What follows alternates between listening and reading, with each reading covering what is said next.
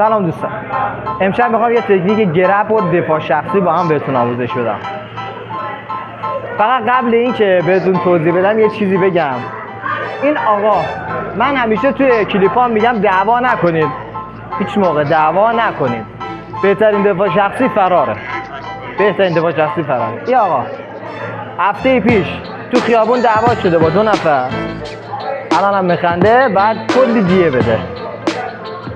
زده دست یه نفر شکسته، دماغ یه نفر هم شکسته. الان بعد آقا دیه بده.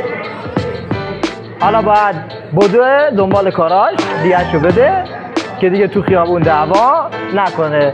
وقتی یه چیزی یاد میگیری، من بوکسورم، من MMA کار کردم، من دفاع شخصی، استفاده نکن.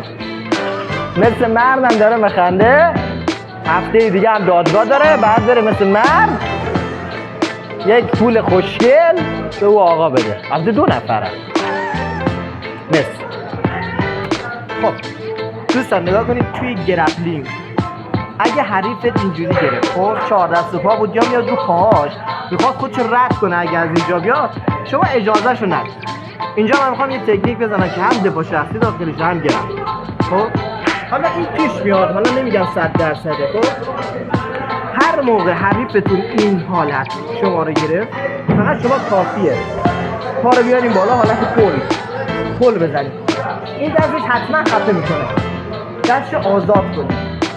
این دستو آزاد کنید با حرکت پل. یه جک میزنید به پشت، یه جک به پشت میزنید، یه رو حالت 4 دست و پا، رو حالت 4 دست و پا کار میاد. حالا میخوام آموزش بدم.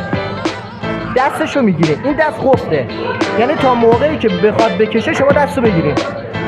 شما این دستو بگیرید که نکشه. نگاه کنید، من الان آرنجشم تا آرنجم کتفو قفل کردم. حالا فقط کافیه من اینجا بچرخم به سمت راست خودم. فقط اینجا کافیه بچرخم به سمت راست خودم. این الان اینجا قفل شد و الان هیچ حرکت نمیتونه بزنه. حالا من میخوام داد بزنم. الان این آقا هیچ حرکتی نمیتونه بزنه، قفله. با پات ضربه بزن، با پات ضربه بزن. الان آقا قفله.